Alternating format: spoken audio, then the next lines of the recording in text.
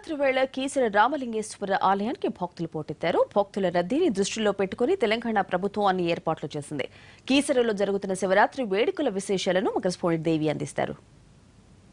నాగేంద్రహారాయ త్రిలోచనాయ భస్మాంగధారాయ మహేశ్వరాయ శుద్ధాయ నిత్యాయ దిగంబరాయ తస్మై నకారాయ నమశివాయ. ప్రస్తుతం మనం కీసరగుట్ట శ్రీ రామలింగేశ్వర స్వామి ఆలయంలో ఉన్నాము. ఈరోజు తెల్లవారుజాము నుంచే స్వామి వారికి విశేషమైనటువంటి అభిషేకాలు, రుద్రాభిషేకాలు, మహన్యాసపూర్వక రుద్రాభిషేకాలు, అలాగే స్వామి అమ్మవార్లకు కళ్యాణ మహోత్సవాలు నిర్వహిస్తున్నారు. 3 గంటల ప్రాంతం నుంచే స్వామివారికి దర్శించుకునేందుకు బారులు తీరుతున్నారు. కీసరగుట్టంతా కూడా శివనామ స్మరణతో ఓం నమ శివాయ అనే శివ పంచాక్షరి మంత్రంతో మారుమోగుతోంది.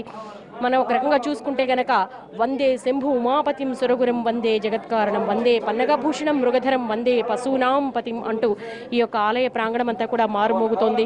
ముఖ్యంగా ఇక్కడ మనం చూడొచ్చు ఒక ఆధ్యాత్మిక శోభ. మన పండుగలు కానీ పర్వదినాల వెనుక మన సనాతన సంస్కృతిలో కేవలం పండుగలంటే విశ్రాంతి కోసం కాదు, ఆహ్లాదం కోసం కాదు, పర్వదినం అంటే ఒక ఆధ్యాత్మికత, దైవికత ఉంటుందని చెప్పేసి మనకు పురాణ ఇతిహాసాల్లో చెప్పబడింది. ముఖ్యంగా ఈ యొక్క శివరాత్రి నాడు స్వామివారిని యోగరాత్రి అని కూడా అంటూ ఉంటారు. ప్రకృతిలో ఉండే తరంగాలు, అంతరిక్షం నుంచి వెలువడే కాస్మిక్ కిరణాలు విశ్వం నుంచి బయటకు వచ్చి మనిషి వికాసానికి, ఉన్నతికి కూడా తోడ్పడతాయని చెప్తున్నారు. అంటే ఆత్మ సాక్షాత్కారాన్ని పొందేందుకు కూడా ఈ యొక్క శివరాత్రిని ఒక యోగ రాత్రిగా కూడా చెప్తూ ఉంటారు. శివుడు రాత్రిపూట లింగ రూపంలో ఉద్భవించాడు కాబట్టి ఈ యొక్క శివరాత్రి అనే పేరు వచ్చిందని చెప్పేసి కూడా మనకు ఇతిహాసాల్లో చెప్పబడింది. మనం చెప్పుకున్నాము ఈ యొక్క రామలింగేశ్వర స్వామి ఆలయానికి ఎటువంటి విశిష్టమైన స్థల పురాణం ఉంది అని చెప్పేసి. శ్రీరాముడు స్వయంగా ఇక్కడ ఉన్నటువంటి స్వయంభూ లింగాన్ని అర్చించాడు కాబట్టి ఆ శివలింగాలను హనుమంతుడు ఇక్కడికి తీసుకురావడంలో ఆలస్యం జరగడం వల్ల, కోపోద్రిక్తుడైనటువంటి హనుమంతుడు ఆ లింగాలను తన తోకతో విసిరివేయడం వల్ల ఇక్కడ గుట్టగా ఏర్పడ్డాయి. మనం చూడొచ్చు పైన గనక అనేక రకాలైనటువంటి లింగాలు త్రికోణాకారంలో, రకరకాల ఆకారంలో అక్కడ విసిరివేయబడి కనపడుతుంటే మనం చూస్తున్నాము. హనుమంతుని విగ్రహాన్ని కూడా చూస్తున్నాము. అక్కడ స్వామివారికి నమస్కారం చేస్తూ ఉన్నటువంటి విగ్రహాన్ని కూడా చూస్తున్నాము. క్యూ లైన్లలో భక్తులందరూ కూడా స్వామివారిని దర్శించుకునేందుకు వేచి ఉన్నారు. జాగరణ అనేది చాలా ముఖ్యమైన కార్యక్రమంగా చెప్తూ ఉంటారు. అలాగే ఉపవాస దీక్ష అనేది కూడా చాలా ముఖ్యమైన కార్యక్రమంగా చెప్తూ ఉంటారు. మనం చెప్పుకున్నాం కదా, అంతరిక్షం నుంచి ప్రసరించే కాస్మిక్ కిరణాలను, విద్యుదయస్కాంత తరంగాలను దృష్టిలో ఉంచుకొని ఏ రోజు ఏ పని చేయడం వల్ల మనిషి జీవనం వికసిస్తుందో గమనించి ఆయా రోజుల్లో ప్రత్యేక పర్వదినాలను ఏర్పాటు చేశారు మన ఋషులు, అలాగే ఋత్విక్కులు.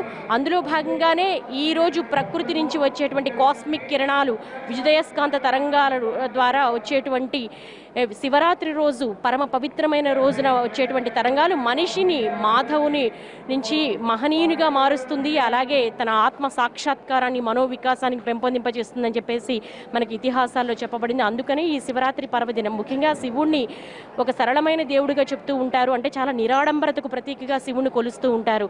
ఆయన ఎటువంటి అలంకారాలను కోరుకోడు. కావాలంటే మనం చూడొచ్చు శివుని ఆలయాలన్నీ కూడా ఒక మామూలుగా ఉంటూ ఉంటాయన్నమాట. అంటే ఎటువంటి ఆర్భాటం లేకుండా శివుడు అంటే ఒక జలంతో, పుష్పం, పత్రం, తోయం దేంతో అభిషేకించినా కూడా సంతసిస్తాడు. శివ అంటేనే మంగళకరుడు, హాని తలపెట్టనివాడు, హాని జరగకుండా కాపాడేవాడు అని పేరు. అందుకనే శివుణ్ణి భక్త సులభుడు అని కూడా అంటూ ఉంటారు. ఎవరు కోరిన కోరికలు వారికి తీరుస్తూ ఉంటారు. ఎక్కడి నుంచి వచ్చారండి? మేము రామ్నగర్ నుంచి వచ్చాము. ఏంటి శివరాత్రి రోజు ఏమేమి కార్యక్రమాలు చేస్తూ ఉంటారు? ప్రస్తుతానికి ఒక ఉపవాసాలు ఉంటాము, వీలైనంత వరకు జాగరణ చేస్తాము. ప్రతి సంవత్సరం వస్తుంటారా కీసరగుట్ట? 2 years నుంచి వస్తాం. ఏంటి కీసరగుట్ట ప్రాశస్త్యం తెలుసా? ఎలా అనిపిస్తుంది దేవుని దర్శించుకోవడం? చాలా బాగుంటుంది. ప్రాసెస్ అని ఏం తెలియదు, గుట్ట అయితే బాగుంటుంది, చూడడానికి చాలా బాగుంటుంది. మీరు ఎక్కడి నుంచి వచ్చారు? రామ్నగర్ నుంచి వచ్చాము. ప్రతి సంవత్సరం వస్తారా? ప్రతి ఒక్కరూ కూడా స్వామివారిని దర్శించుకుంటారు. ఈరోజు శివరాత్రి రోజు శివాలయాలన్నీ కూడా, శైవ క్షేత్రాలన్నీ కూడా ఓం నమ శివాయ, హరహర మహదేవ, శంభో శంకర అంటూ నామస్మరణతో మారుమోగుతున్నాయి. ఆ స్మరణ వింటే చాలు.